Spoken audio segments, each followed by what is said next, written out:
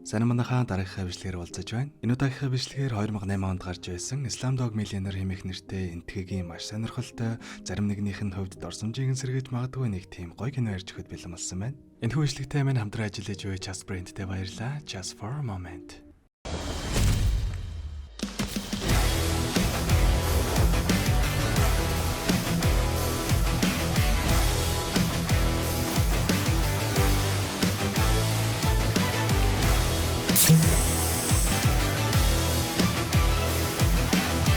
өөрийгөө чөлөөлөх амт, цоошин, шас хийсэн амт, just for a moment. Нэгэн залуу цагдаад баригдчихсан нэлийн ширүүн байцаалтанд орж буй зураглалаар кино маань эхэлдэг.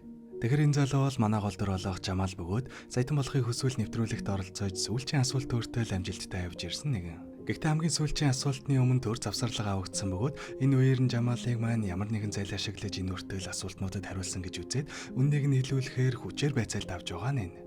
Гэвч манай хүн ямар ч зайл ашиглаагүй үнэхээр л тэдгээр асуултны хариултыг нь зүгээр л мэддэг байсан гэдгээ батлахын тулд бүх асуултны хариултыг яг яаж мэддэг байсан талаараа ярьж эхэлдэг. Үүний тулд манай хүн бүхэл амьдралаа эхнээс нь ярих шаардлагатай болов. Учир нь тэдгээр асуултнууд манай хүний хувьд амьдралынх нь хамгийн чухал мөчүүдэд мартагдахааргүй дорсомж болж үлдсэн байсан юм. За тэгэхээр хамгийн ихний асуулт бол 1973 онд хийгдсэн Замжир киноны гол дүрийн жүжигчин хэн бэ? Энэ асуултанд хариулахын тулд Жамал маань бүр бага насны дорсомж руугаа очих хэрэгтэй болно. Манай хүн Салим гэх ах болон ээжийнхээ амтаар энтхэгийн хамгийн ядуу хэсэгт төрж өссөн бөгөөд багасаа л нэлээд дэггүй байсан юм байна лээ. Жамал Салим хоёр маань тентхийнхээ нэг нойлыг өмчилж гисэн хүмүүсээс мөнгө авч оруулдаг жижигхэн бизнестэй байсан бөгөөд нэг өдөр яг Жамал маань нойл зоож явах үеэр нь үйлчлүүлэгч ирснээс болоод нэг хүний алдаад ахийнхаа урыг хүргэждэг. Яг ингээд удалгүй ээж байтал өнөө алдарт Замжир киноны гол дүрийн жүжигчин болох Амитав тэдний тоосгонд ирж таарах нь тэр. Үнийг сонссон хүн болгон л түүнтэй уулзахаар ярих бөгөөд Салимч гэсэн түүнтэй уулзахаар яравчилдаг. Гэхдээ үйлчлүүлэгч алдсан Жамал дууралсандаа түүнийг нойлон төгччгээд яваад өгдөг. Харин Жамалын хувьд Амитав бол үнэхээр шүтэн байсан болохоор энэ боломжийг яасан ч алдаж болохгүй. Тиймээс манай хүн түүний гарын үсгийг авахын тулд огтхон жиргэлзэлгүйгээр нойлын бохирлоо доошоо унж байгаад гарахаар шийддэг. За ингээд баасан дотголцсон Жамал маань төмөн олныг өнөр болон авраагаараа зүсэж ороод гарын үсгээ авч чаддаг. Гэхдээ харамсалтай нь ингэн барин авсан гарын үсгийг нь түүний ах Салим олгаалж аваад хэдхэн рупигээр зарчхан дэр. Энэ үйлдэлээс нь харуул Салим бол нэг жаахан хогийн талтай гар юм байна да гэдэг нь харагддаг. Бөө юм болж бүр баастайгаа утгалдан барин олж авсан шүтэнийхээ гарын үсгийг ахтаа алдсан гунигт дорсомжтой Жамал маань түүний нэрийг мэдэхгүй байна гэж юу ах вэ? Ингэснээр манай хүн эхний асуултандаа ядах юмгүй хариулав.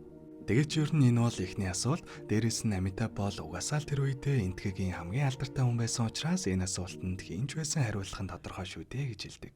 За тэгвэл хоёр дахь асуулт. Энтхэгийн төрийн сүлтөнд дүрслэгдсэн 3 арслангийн дор юу гэж бичигдсэн байдаг вэ? Уг нь бол үндэсний бэлэгдэл болсон энэ хэлцээг хүн болгон мэдэх ёстой.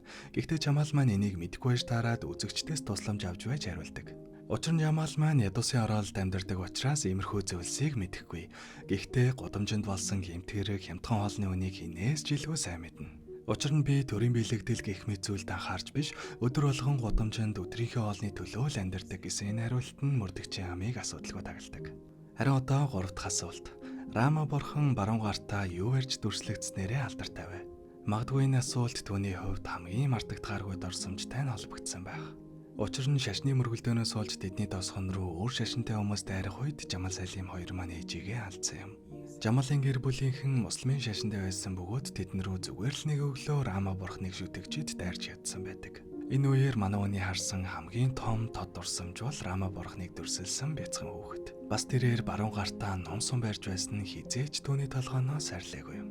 Харин одоо 4-р асуулт. Даршин дог аншаам гэх дог энтхэгийн ямар зохиолж бичсэн бэ? Энэ асуултанд хариулахын тулд Жамал Салим хоёр маань ээжигээ алдсан үеэс үргэлжлүүлэн ярих хэрэгтэй болно.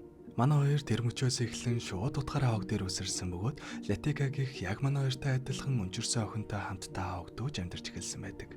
За тэгээд арайхийн өдөр хоногийг өнгөрөөж байтал гинтэл нэг сайхан сэтгэлтэй хүн хурж ирээд манай гурыг ивэлдэ авч хоол байрлах бараар хангадаг. Сайхан сэтгэлтэй нэгний ивэлд багтлаа гэж бодтол харамсалтай нь угаасаа л энэ дэлхий дээр өнгөө хоол гэж байдаггүй шүү дээ. Тэр сайхан сэтгэлт нь яг үнэндээ өнчөн хүмүүсийг ашиглаж тэднэр мөнгө олдог байдаг л нэг хөгийн гар ойж таардаг. Хүмүүсийг ашиглан гуйлгуулж дуудуулж мөнгө олно. Ингэхдээ зүгээр л энгийнээр гуйлгах гоох биш, аль болох өрөвдөлт харагдах тусам сайн мөнгө олдог учраас тэр бүх аргыг бүгдийг нь л ашиглана. Тэгээд ядчитэл Салим маань ерөн жоохон адтай 20 гар учраас дорхнол танигдаж энэ хэдийн шууд орн ажилдаг хүн нь болж өөртөг.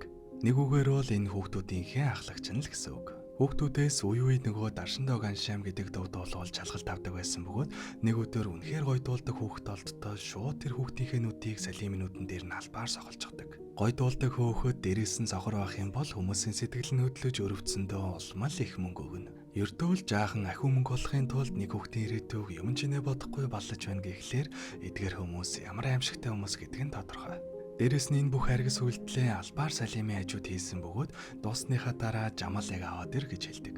Энэ нэгэсэндөө дүүтэйгээ салах ёс хийгээд эргэж буцалтгүйгээр бидэнтэй нэгд гэсэн сонголт тавьж байна гэсэн үг. Гэхдээ Салим маань хогийн гэхэд арайч дүүгээ удалтахаар хогийн гар биш байсан бөгөөд Жамалыг аваад шуудхан л тэднээс зугатаадаг. Уг нь зүгтэж явах үедээ Латика гээд нөгөө хамт ирсэн охиноо аваад явах боломжтой байсан ч Салим албаар түүнийг орхиод зөвхөн дүүгээ л авах сонголтыг хийдэг.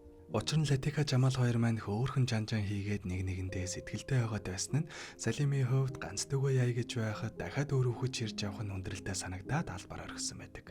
Ингэснээр манай хоёр явсаар байгаа Таж Махал дээр ирэх бөгөөд тэндээ аялагчдын зүйлсийг хулгайлж харин Жамал маань ярианы чадвар сайтай учраас хөтөж хийж амьдарсаар нэлээдгүй хугацаа өнгөрч том болцгоодог. Гиснээс нэрээ энэ дунд нэг ийм ихч явж исэн. Энэ хаанаас нь чарсан нэг монгол ихчл байгаа юм да. Та манай эдийн дунд таньдаг хүн байвал комент хийчээрэй. За sorry манайхаа жаахан дурчлаа. За тэгээ ер нь бол мөн л адилхан амьтанд болж байсан чухал дуу учраас энэ удаач гэсэн Жамал маань асуултандаа амжилттай хариулаад дараагийнхаа асуулт руу оров. 5 дахь асуулт бол $100 дэвсгэртэн дээр хиний царай дүрслэгдсэн байдаг бай. За энэ үед манай хоёр Таж Махалыг тойрсон жижиг улгаалаа өр хийхэ болоод Мумбай хотод орж ирэн хүн шиг амьдрахаар шийдсэн үе байв. Яг энэ шийдвэр нь Жамалын шийдвэр л байсан юм байна лээ. Салим бол тэндээ буруу гараар амьдрах сонирхолтой байсан ч дүүгийнхээ ятгалханд ороод энд ирчихсэн ажиллаж байгаа бөгөөд угаасаа л дургуут хүчгүйгийн хичээр ямар ч ажиллах хүсэлгүй буруу гараа юм аачих гээд л залхуурсаар байдаг. Харин Жамалын хувьд тулгаалын хувраар хол явахгүйгээ мэдээд зөв замаар алхах шийдвэр гаргаж шаргуу ажилласаар. Бас дээрээс нь өөр хэмээн анхны хайр Латикагаа олоод уулзчих санаатай л их хөлийн газрыг бараадсан юм байна лээ. За тэгээ хотод орж ирээд удаагүй байх үедээ багт нөгөө сайн дуулдгаас олж хараагаа алдсан найзтайгаа гудамжинд дуудуулж авах танд харалтаад жуулчдаас олсон $100 өгөхөөр шийддэг. Гэтэл нөгөө хүн түүнд итгэхгүй үнэхээр $100 юм бол ямар царайтай хүн дүрслэгдсэн байна гэж асуухад Жамал маань дүрсэлж хэлж өгдөг.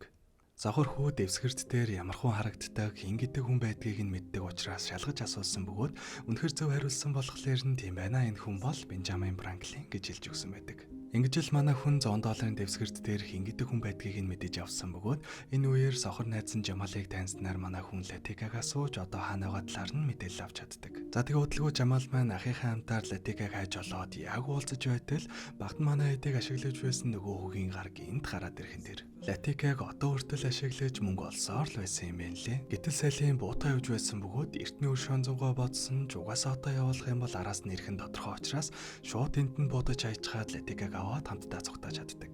Ингэж Жамал маань анхудаа будаа танилцсан бөгөөд 6 дахь асуулт нь револьверыг хэн зохиосон бэ гэдэг асуулт байсан юм. Үүний дараагаар нөгөө эвгүй гарыг унгаасан Салим зориг орсноо яасан тентхийхээ өөр нэг том гартаа очиж уулзаад шууд л тэр хүний доор нь орохоор шийддэг. Салимийн хувьд угаасаа л энэ замаар явхаар анханасаа шийдчихсэн байсан болохоор ер нь бол сайхан боломж олдоод дээрэс нь угаасаа буцах замгүй болчихсон учраас ийм шийдвэр гаргадаг. Гэхдээ зүгээр тэгээд явчихалгүй Жамалыг Латика зэтгэлтэйг нь мэдсээр байж албаар Латикаг нь булааж аваад Жамалыг буугаар сүртүүлж байгаад хөөж явуулдаг. Магадгүй нэгэн чийдсэн юм чинь Жамалаас ч гэсэн салж байж л урагшлна гэж бодсон байх л та. За 7 дугаар асуултын хувьд манай хүн ажил дээр явах үедээ санал руу олж мэдсэн зүйл нээсэн учраас бас л хөнгөн хариулцдаг.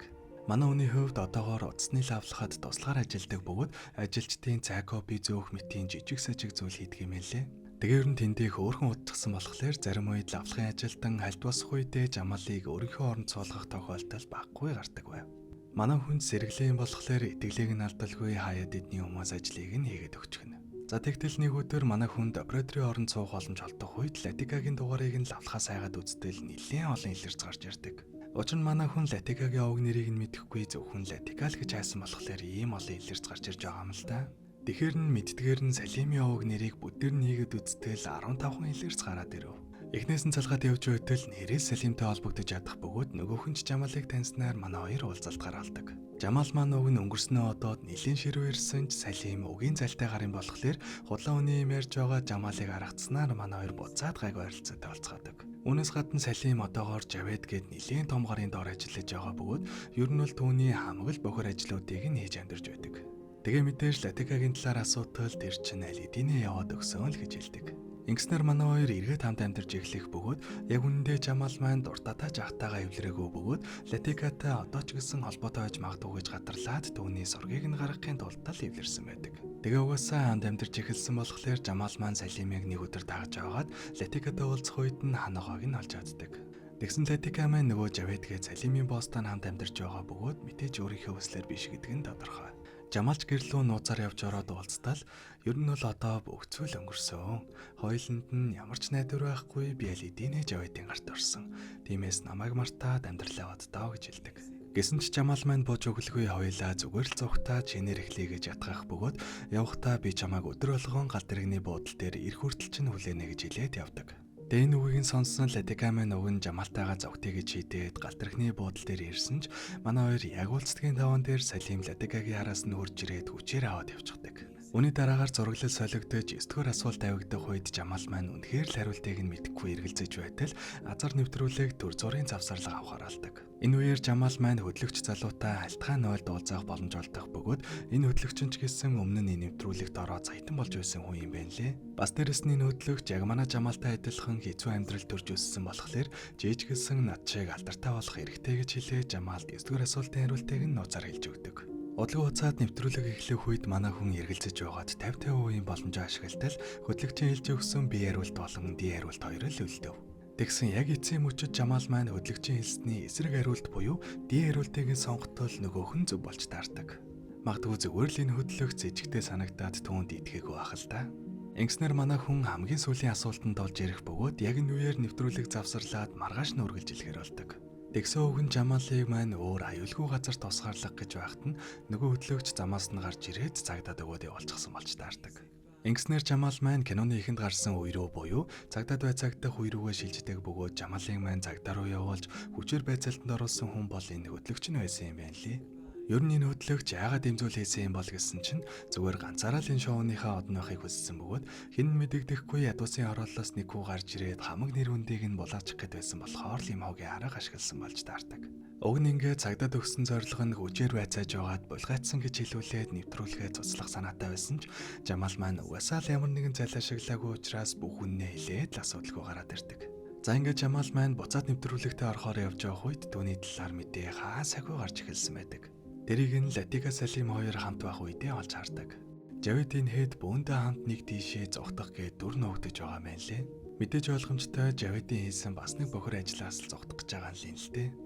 Тэгсэн яг энэ үеэр дүүгээ ямар амжилттай яваг нь харсан Салимын бодол нь гинт өөрчлөгдөж Латикаг Жамалтай уулзгээд өөрийнхөө утсыг өгөөд Жаведээс зогтоолгодог. Магадгүй эцэст нь нэг удаач болов дүүгийнхээ хувьд жинхэнэ ах шиг нь байя гэж бодсон байх л та. За ингээд удалгүй оройчуулж нэвтрүүлэг эхлэх бөгөөд хамгийн сүүлийн асуултыг Жамалаас асуудаг. Александр Дюмагийн 3 москитер номын 2 москитерийг Атос Портос гэдэг бол 3 дахьыг нь хэн гэдэг вэ? Энэ асуултыг сонссон Жамалын нүүрэнд ягаад ч юм нэмсэглэл тодров. Учир нь манай хүн багтаа уншсан Зорын ганц ном нь энэ ном байсан бөгөөд Жамал Салим хоёр өөрсдийгөө Атос Портос гэж төсөөлдөг байсан юм лээ. Тэгээ Жамал маань бүр хамгийн анх Латикаг хамт авч явъя гэж Салимаас ятгах үедээ түүнийг 3 дахь москитер болгоё гэж ятгаж байсан байдаг.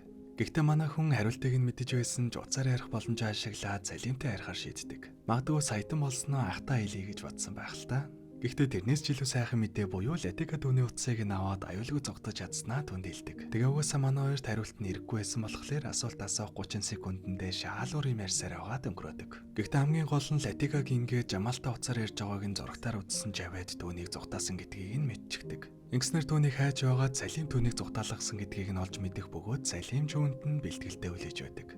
Ингэснээр Жамал маань яг эцсийн хариултаа хэлээд ялагч болж байх үедээ зэрэгцээд Салим маань Жаведийг цааш нь харуулсныхаа дараа хүмүүст нь бодуулаад өөдөлдөг.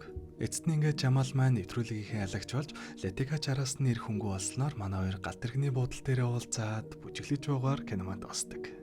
Хөрхи өөрийнх нь төлөө амиа золиослсон ахыхаа төлөө нэг жоохон ч болтохоо гашуудж барихгүй зүгээр учир зүггүй хулцалтаад л бүжиглээд ондогнаас. За тэгэл угаасаа л энтгэг кино ялангуяа бүр 2008 онд гарч ирсэн кино болохоор тэгэл аргагүй л ах л та. Яг го Салимийн сүүлийн дүүгийнхаа төлөө хийсэн үйлдэл нь л ингээд сэтгэлд үрчиж байгаа болохоос биш. Яг ерөнхийдөө харах юм бол бас жоохон хогийн гаргал байсан. За тэгээд нэг юм кино байлаа. Тэгээд бичлэгэн таалагдсан бол дардаг юмудаа дараараа сэтгэл хэсэгт кинотойгоо холбоотой сэтгэлдээ үлдээгээрэй. Тэгээд дараагийн хавшлаар уулзтлаа. Тэр баяр таа.